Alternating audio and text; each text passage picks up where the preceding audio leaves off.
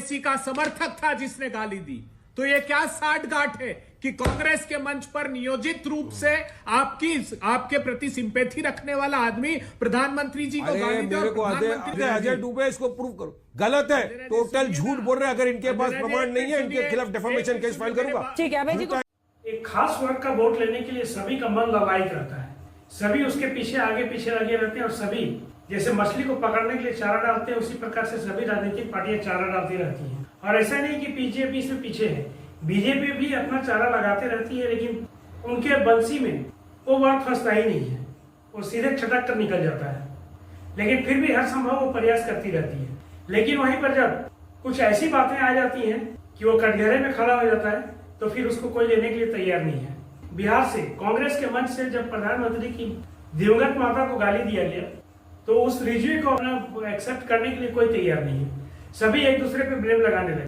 Congress party के प्रवक्ता तो पहले बीजेपी पे आरोप लगा रही थी कि ये उनके पार्टी का सदस्य है, जदयू का सदस्य है, और बाद में जब MIM के प्रवक्ता वारिस पठान आए तो कहने लगी कि ये वारिस पठान के पार्टी के सदस्य हैं। यानी कि उनको अपने तरफ लेने के लिए कोई तैयार नहीं है। मतलब मीठा मीठा गप गप, कड़वा कड़वा थू थू, सभी राजनीतिक पार्टियों का यही हाल है। आज की वीडियो में हम लोग देखेंगे कि किस प्रकार मोहम्मद रिजवी को नकारने में सभी पार्टी लगे हुए हैं। यहाँ तक कि MIM के प्रवक्ता वारिस पठान और कांग्रेस के प्रवक्ता अभय दुबे आपस में ही गुत्थम-गुत्थी करने लगे। चलिए वीडियो को शुरू करते हैं। बिहार चुनाव से पहले नागरिकता कार्ड जो ये 31 दिसंबर 2024 तक जो भारत आए लोग थे, पड़ोसी देश, नंबर 2 का जो ग्राफिक्स है दिखा दीजिए। पड़ोसी देशों के अल्पसंख्यकों को रहने की इजाजत CAA के तहत कट ऑफ डेट 31 दिसंबर 2014 था पहले, और अब जो एग्जीक्यूटिव ऑर्डर आया है उसके तहत 2024 तक इसे कर दिया गया है। आप लोगों को तो इसमें मौका दिख रहा होगा इस मुद्दे में।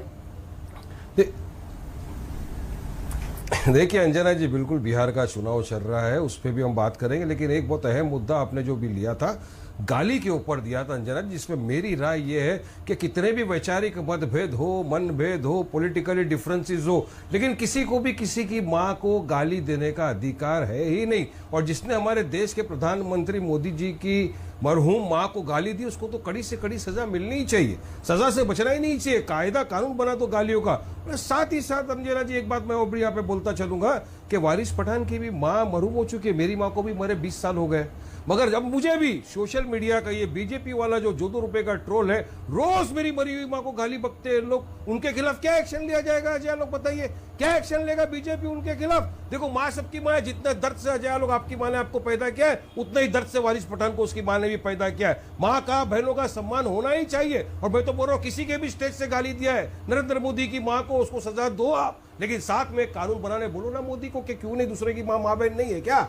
हमारी मां नहीं है, आपकी मां है। और वो आपके जो प्रवक्ता लोग टीवी के ऊपर बैठ के, नेशनल टीवी पे अंजना जी आपका शो हजारों करोड़ों लोग देखते हैं यहाँ पर बैठकर, मां बहनें माताएं सब देखती है। उनके सामने बीजेपी के प्रवक्ता ने एक कांग्रेस के प्रवक्ताओं को उसकी मां के बारे में इतनी गंदी अल्फाज इस्तेमाल किया था, उसके बारे में क्या बोलेंगे? उसके खिलाफ क्या एक्शन लेगा बीजेपी? कोई एक्शन। इसलिए बोलते ना अंजना जी की तुम एक उंगली सामने वाले की रखोगे, 4 उंगली आपकी तरफ। क्योंकि कल आप लोग इस मुद्दे को उठा रहे हैं, तो मुझे लगता है एक आंतरिक सफाई भी आपको करनी पड़ेगी, क्योंकि अनेकों वीडियोस हैं, उसको भी देखिए। बिल्कुल। आपको क्या लगता है कि ये नहीं देखा जा रहा है? ये ऑलरेडी देखा हुआ है, उनको शो कॉज नोटिस दी हुई है, वो जवाब भी देंगे, पार्टी कार्रवाई भी करेगी, इसमें कोई शक नहीं है। कार्रवाई तो हम ही करते हैं, बाकी किसी ने आज तक कार्रवाई की क्या? वारिस भाई, आपकी माँ को मरहूम हुए 20 साल हो गए, मेरी माँ को भी मरहूम हुए 11 साल हो गए। माँ की गालियां सबको मिलती हैं राजनीति में, ठीक है, लेकिन कंप्लेन जिसने किया और तब एक्शन नहीं हो, तब आप बोलिए। आप ये बताइए कि जिस प्रवक्ता की आप बात कर रहे हैं, पुलिस कंप्लेन क्यों नहीं की? उसी दिन करते हैं ना पुलिस कंप्लेन, जाके उसी दिन करना चाहिए था पुलिस कंप्लेन। प्रधानमंत्री को गालियां दी गई, हमने उसी दिन पुलिस कंप्लेन किया, पटना में भी, दरभंगा में भी, हर जगह FIR हुई, तब एक्शन हुआ।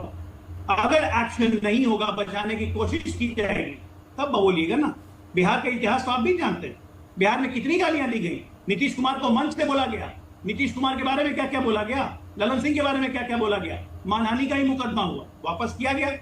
बहुत चीजें हुई हैं और राजनीतिक शुचिता गिराने का आपके ठेका बीजेपी एक बार जान आर्मी लीजिए। उनके खिलाफ एक्शन लेंगे या नहीं लेंगे जो रात दिन गालियां बकते हैं? और यूपी में समाजवादी पार्टी ने गालियां बकी जाती है, आप तो मेम्स बनाए आप तो जाते हैं, शुचिता में पढ़ते ही नहीं उनके खिलाफ क्या है। एक्शन वारिद भाई लिया? आप शुचिता में आपकी एक तारीफ करूंगा, सबसे बड़ा तो ट्रोल आर्मी आप लोगों का है ना। आपकी पार्टी जो है ना, आपकी पार्टी शुचिता के चक्कर में ही नहीं पड़ती। उनके लिए बंद कराएंगे भारत 15 मिनट के लिए पुलिस हटा लो, उनके लिए काम बंद खत्म कर देंगे। उनके लिए बंद का आप तो सीधा करेंगे, 15 मिनट के लिए बंद पुलिस हटा लो, करेंगे। काम खत्म कर रात दिन देंगे। गालियां आप बकते हैं मोबाइल के ऊपर, सोशल मीडिया पे, सोशल मीडिया करना बंद कर आप दिया। दूसरे टैंजेंट पे हो, कमेंट पे जाना आप बंद गाली कर वाली दिया। के चक्कर में ही नहीं। इतनी गालियां आप बकते हो, 15 जिनका मिनट लेना के लिए देना नहीं, पुलिस बेकसूर जो है, जो दुनिया आपका में टैंजेंट उनको गालियां अलग बक रहे हैं है। आपके बीजेपी और यहाँ बात करें बिल्कुल हरीशचंद्र जैसी। उनके खिलाफ कब एक्शन लेंगे? अरे चलिए बताइए मोदी हमको। गाली, मोदी कोई चला काम जाएगा नहीं बनेगा, आप मोदी तो चला सरकार में जाएगा हो ना, बाहर पे, आप मोदी तो चला सरकार में जाएगा हो ना, मुल्क में, हाँ, आपके तब पास तो पूरा उसको पावर बच है, जाएगा। आप कानून जनता आप के चाहते बाद हो कि लोगों की माँ बहनों को गालियां दी जाए, जो बीजेपी के खिलाफ बोले गालियां बको, आपका टैंजेंट अलग है, इसीलिए आपने बोला आपका टैंजेंट अलग है। आपको गालियां देने के लिए। ठीक है, वापस आते हैं क्योंकि कल बीजेपी एनडीए वहां पर एक बंद का आयोजन कर रहा है, तो इस पर कल भी ये मुद्दा उठेगा। कौन क्या ये संग्राम बिहार के चुनाव पर कितना असर डालेगा, ये भी एक बड़ा मुद्दा है। लेकिन वारिस जी, जो मैंने सवाल आपसे पहले पूछा था उसका भी एक जवाब दीजिए कि क्या सीए के तहत अब जो एग्जीक्यूटिव ऑर्डर आया है कि 31 दिसंबर 2024 तक जो लोग आए हैं उनको नागरिकता दिया जाएगा अल्पसंख्यकों के मुद्दे पर, इस पर आरजेडी भी इसको बुना रही है। वो कह रहे हैं कि जो मुस्लिम समुदाय है उसको क्यों नहीं शामिल किया जा रहा है। तो आपकी पार्टी तो इसको मौके की तरह इस्तेमाल करेगी ही। आप अपने मुस्लिम वोट को कंसोलिडेट करने के लिए इस बात का खूब प्रचार करेंगे, है कि नहीं? बात तो सही है। अरे मुस्लिम अरे बिल्कुल करेंगे, क्यों नहीं करेंगे। मुसलमानों के हित के लिए तो हम जा रहे हैं, मुसलमान दलित पिछड़ा हुआ समाज के हित के लिए तो वहां पे प्रचार करने के लिए जा रहे हैं। मतलब लेकिन ठीक ही आपने कहा था मैंने कि इसमें आपको मौका दिखेगा आपने देखा धर्म के नाम पर बंटवारे का। बिल्कुल, अरे यात्रा में नहीं, मौका तो पब्लिक है, बिहार की पब्लिक मौका दे रही है सब लोगों को, बिहार के मुसलमानों को, पिछड़ा वर्ग को दिखा रही है कि देखिए यात्रा में 2% वाला सैनी गाड़ी में खड़ा है कथित सेक्युलर पार्टियों के नेता के साथ, 18% वाला मुसलमान कहाँ है बताओ ना। उसकी तो कोई हिस्सेदारी भागीदारी है ही नहीं, वो तो खड़ा है, मैं बैनर लेने के खड़े के रस्ते पे, मजलिस को साथ में लो। अरे वोट डालने का टाइम आता है, वोट डालने का टाइम आता है, सुनिए ना वारिस भाई, वोट डालने का टाइम आता है तब तो वो तेजस्वी यादव को ही चुनते हैं, वो कांग्रेस को ही चुनते हैं, वो वाम दलों को ही चुनते हैं। आपको कितनी सीटें आई थी? जो सीटें आई थी आरजेडी के बागी नेताओं को आपने टिकट दिया, वो भी आपके टिकट पर जीते, उसके बाद से वापस चले गए उधर आपको छोड़ के। गजब बेइज्जती है। नहीं सुनिए अंजना जी, सुनाइए। गलत है आप। नहीं, हमारा स्ट्राइक रेट देखो, 18 पे लड़े 5 जीते, इतना बड़ा स्ट्राइक रेट किसका हो सकता है? 18 सीट पे पिछली मर्तबा हम लड़े, 5 कैंडिडेट हमारे मार्जिनों के साथ जीते, और अभी हमको यकीन है कि इस बार तो बिहार के अंदर आप देखना कैसा जलजला आने वाला है, कितने मैग्नीट्यूड का, ये भी सब पब्लिक देखेगी, क्योंकि जनता ने ठान लिया है कि आप अगर एमआईएम को साथ में नहीं लिया तो जनता आपको साथ नहीं देगी। बोल दिया जनता ने साफ साफ, इतने बड़े बड़े बैनर लेके लोग खड़े, क्योंकि इनका एरोगेंस इनको ले डूबेगा। फिर बोलना नहीं कि आप चीफ मिनिस्टर नहीं बन सके क्योंकि एमआईएम चुनाव लड़ी। हमने पहले कहा, आज भी बोल रहा हूं, हमने लेटर लिखा है तेजस्वी यादव को, साफ तौर से अख्तर इमाम साहब ने कहा है कि आप हमको गठबंधन में शामिल करो ताकि सेक्युलर वोट का विभाजन ना हो। अगर फिर भी आपको ऐसा लगता है कि नहीं एमआईएम क्या कर सकती, तो फिर हमको टीवी के चैनलों पे रस्ते पे पकड़ पकड़ के बोलना नहीं कि आप लड़े तो ऐसा हुआ। हम तो लड़ेंगे, और अंजना जी इस बार तो 25 खासी सीटों पे लड़ेंगे, और कितनी लड़ेंगे डिसाइड होगा बहुत जल्दी, आपको पता चलेगा। लेकिन मुझे जो बिहार से हमको भी रिपोर्ट आ रहे, हमारे भी लोग रस्ते पे, हमारे भी वहां पे एजेंडा है, हम लोग ने भी काम किया है पूरा। मेरे को यकीन है इस मर्तबा पहले से बहुत ज्यादा मात्रा में मुस्लिम बिहार होगी। वो कह रहे हैं कि हमने बाकायदा चिट्ठी लिखी है, जो एंटी बीजेपी या एंटी जेडीयू वोट्स है, एंटी एनडीए वोट्स मान लीजिए, वो ना बटे, इसके लिए उनको शामिल कीजिए। आप लोग करते नहीं है, फिर बाद में कहते हैं बी टीम है। नहीं, हम तो कहते हैं इनके समर्थकों से और इनसे कि मोदी जी आ रहे 15 तारीख को, वहां तख्तियां लेकर खड़े रहना कि अब ऑफिशियली मोदी जी हमारे को आपकी पार्टी में शामिल कर लीजिए। ये क्या लिख रहे हैं अखबार जानती हैं आप? बिहार के पुलिस के हवाले से लिख रहे हैं कि ओवैसी का समर्थक था जिसने गाली दी। क्या बोला तूने?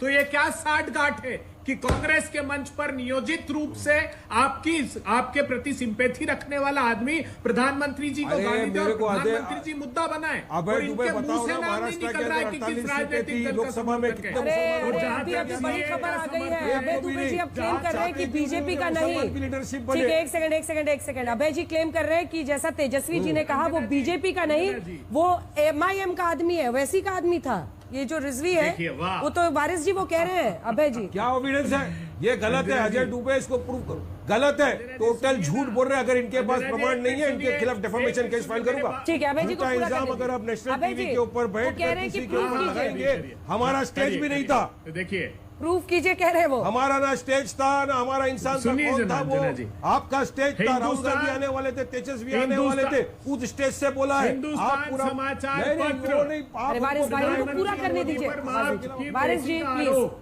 अभय जी को बोलिए। मोहम्मद अब वो प्रूफ कर रहे हैं अभी। प्रूफ कर रहे हैं। मोहम्मद क्या हुआ, तुम हकला क्यों रहे हो? हिंदुस्तान समाचार पत्र में छपा है, इसी के हवाले से कह रहा हूं कि वो ओवैसी जी के लिए सिंपैथी रखता था, उनके राजनीतिक दल का नहीं था। लेकिन ये बात भाजपा क्यों नहीं कहती? आपने सीए का मुद्दा उठाया। अरे भारतीय जनता पार्टी और चुनाव आयोग ने 8 करोड़ बिहार के नागरिकों को कह दिया कि तुम नागरिक नहीं हो बिहार प्रांत के, जब तक कागज पर साइन नहीं कर दोगे, जब तक तुम कागज पर साइन नहीं करोगे, तुम्हारी नागरिकता नहीं मानी जाएगी। वो हमारी पार्टी का है, हमारी पार्टी से जुड़ा हुआ है, उसका कोई प्रमाण कैसे अल्फाज? वरना अपने अल्फाज वापस लो। पार्टी झूठे, का बेबुनियाद अरे बयान यहाँ पर मत करो। हिंदुस्तान अंजना जी इनको बोलिए माफी मांगे पूरे देश के सामने। भाई जो फैलाई, मेरे वो अखबारों में समर्थक छपा था, है, चाहता था। मेरे अरे चाहते दोस्त तो आप भी अखबारों में ओवैसी को, छपा है। वारिस चाहते जी, तो अलग लोग भी ओवैसी को चाहता पूरा तो करने भारत- दीजिए नहीं वारिस जी। चाहते, हम नहीं चाहते, सब चाहते हम ओवैसी नहीं को, चाहते चलिए बताइए भाई। मेरे को। अंदर रखते हैं बात बोलते नहीं जुबान से, अंजना लेकिन जी, चाहते तो वारिस सब जी, है। let him complete। चाहते तो सब है, तो क्या सबके सब सिंपैथाइजर सब पे केस कर देंगे? देखिए अंजना जी, बोलिए अभय। देखिए घबरा गए वो घबरा गए हैं। मैंने यही कहा कि वो ओवैसी जी के प्रति सिंपैथी रखता था, मैंने नहीं कहा उनके राजनीतिक दल का है। लेकिन ये बात भारतीय जनता पार्टी छिपा गई, ओवैसी जी के समर्थक ऐसा को ये बोलो बात ना। छिपा गए। मैं पूछना चाहता हूं भारतीय जनता पार्टी से कि क्या इसका सिला ये दोगे कि हमारे कार्यकर्ताओं को प्रधानमंत्री जी आप निर्देशित करके के कार्यालय पर हमला करवाओगे, लहूलुहान कर दोगे? अरे बिहार के चप्पे चप्पे को पहले ही लहूलुहान कर दिया। 10 बड़े उद्योगपतियों को घर में घुसकर गोली मारी, आपको माफी मांगना चाहिए। आपने डायरेक्ट इल्जाम लगाया हमारी पार्टी पे। हत्यारे। तब आपको अंजना जी ने गुंडों कहा का कि राज प्रमाण स्थापित कर दीजिए। दिया।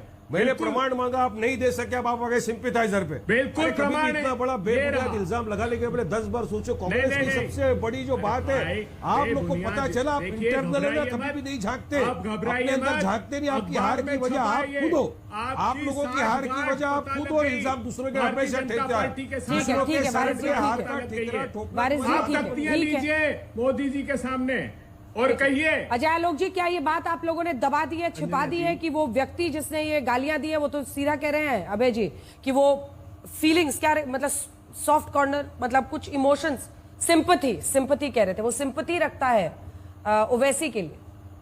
डिबेट के शुरुआत में मैंने जब कहा था कि अभय जी का चश्मा का नंबर 10 बढ़ गया है, तो फिर ये आपने कहा कि पर्सनल बहुत बात है। स्टाइलिश- नहीं ये बात ने कहा था बहुत स्टाइलिश बात। अरे आप तो डॉक्टर साहब हैं। स्टार्टिंग ओपनिंग में कहाँ से अभय आपको जी ने इतना ओपनिंग किलोमीटर में दूर अभय से जी ने चश्मे का कहा- पार दिख ओपनिंग में रहा है? अभय जी ने कहा कि ये भाजपा का आदमी है, जिसपे मैंने क्लियर किया था कि एआई जनरेटेड तस्वीर है, और ओपनिंग के 40 मिनट बाद इनको हिंदुस्तान का पेपर नजर आ रहा है। इनकी बुद्धि इनके मोटी चोर और की जबान दाढ़ी में लंबी तिनका है। इसी को कहते हैं।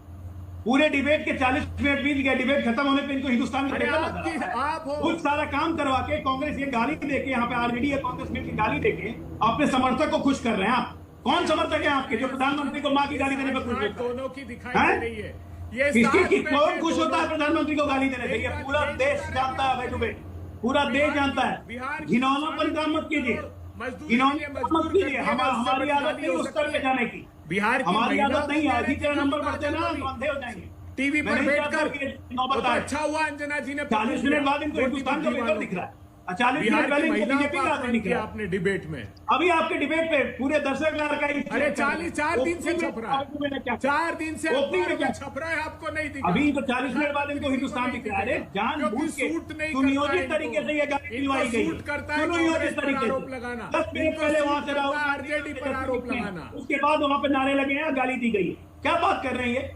झंडा इनका, बैनर इनका, और उसमें गाली देंगे ये। अनुप्रिया और जी, इन लोग की- अनुप्रिया जी, अरे भाई, अनुप्रिया जी, अनुप्रिया जी, नहीं, अब अंजना जी, मैं अभय जी से ये उम्मीद नहीं कर रही थी कि आपने एक तो माफी मांगने के बजाय आप नया नया एक तरकीब ढूंढ रहे हैं। कभी कह रहे वो आज जदयू का था, कभी भाजपा का था, वारिस जी की पार्टी का कह दिया। अरे एक लफ्ज बोलने में क्यों आपको झिझक हो रहा है कि आपके मंच का दुरुपयोग किया गया? बीजेपी का भी दिल धड़कता रहता है उस खास वर्ग का वोट लेने के लिए। लेकिन मैं पिछले कई दिनों से एक बात कहता आ रहा हूं कि आने वाले दिनों में AIMIM देश की दूसरी सबसे बड़ी पार्टी होगी। पहली तो बड़ी पार्टी अभी बीजेपी ही रहने वाली है। इतना तो अभी दिख रहा है कि कांग्रेस अभी बीजेपी को पछाड़ नहीं पाएगी। लेकिन हाँ, दूसरे नंबर पे ओवैसी की पार्टी AIMIM आने जा रही है। और ये मैं बहुत दिनों से कह रहा हूँ, लेकिन ये हर बार मेरी बात गलत हो रही है। लेकिन ज्यादा दिनों तक मेरी बात गलत नहीं होगी। इसका कारण है कि आप किसी भी बच्चे से भी पूछें, उस वर्ग के किसी भी बच्चे से भी पूछेंगे कि आपका सबसे आइडियल नेता कौन है, तो बिना रुके बिना झिझक ओवैसी का नाम लेते हैं। और जब ओवैसी का नाम लेते हैं तो फिर ओवैसी को वोट क्यों नहीं देते हैं? इसका कारण है कि अभी इन्हें ये नहीं लगता है कि ओवैसी जो है उनके क्षेत्र में बीजेपी को हरा सकते हैं, इसलिए उनको वोट नहीं देते हैं। उन्हें लगता है कि RJD हो, सपा हो, ये कांग्रेस के साथ मिलकर के बीजेपी को हरा सकते हैं, इसलिए इधर वोट देते हैं। जिस दिन लगेगा कि नहीं ओवैसी में ये मादा है, ये ताकत है कि बीजेपी को इस क्षेत्र से हरा सकते हैं, वो ओवैसी की तरफ सीधा मूव करेंगे। इसका प्रमाण पिछले विधानसभा चुनाव में बिहार से आया था, जो कि बिहार से में 5 सीटें ओवैसी को मिली थी। हालांकि बाद में वो राजद में मिल गए, अलग बात है, लेकिन अभी फिर से बिहार का चुनाव हो रहा है। अब नतीजों को देखिएगा, उसके बाद और भी ज्यादा स्पष्ट होगा। इस खास वर्ग के पीछे लोग क्यों लगते हैं? इसका कारण है इनका वोट जहां भी जाता है, आप रिकॉर्ड देख लीजिए, एक जगह जाता है, इसलिए लोग इसके पीछे लगे रहते हैं और इनके खुशामद करते रहते हैं। और बीजेपी भी शायद इसलिए ही इनका खुशामद में लगी रहती है। और दूसरी तरफ दूसरा जो बड़ा वर्ग है, वहां पर तोड़ करके कुछ भी वोट लेकर के सरकार बना लेते हैं। पिछले कई दिनों से ऐसा चलता आ रहा है। ये मिथ हालांकि ये पिछले 3 लोकसभा चुनाव से ये टूटा है, लेकिन आगे यह कायम रहेगा या कह नहीं सकते हैं। हालांकि बीजेपी बड़ी पार्टी रहने वाली है, आगे इसकी सरकार रहेगी नहीं रहेगी, पूर्ण बहुमत आएगी नहीं आएगी, बात अलग है। लेकिन दूसरी पार्टी AIMIM होने वाली है। अपने विचार कमेंट बॉक्स में जरूर लिखिएगा, वीडियो को लाइक कीजिएगा, दोस्तों को शेयर कीजिएगा, प्लीज चैनल को सब्सक्राइब कर लीजिएगा। मिलते हैं फिर से नई वीडियो में एक नए मुद्दे के साथ, एक नए डिबेट के साथ। लेते हैं आप सुविधा। धन्यवाद।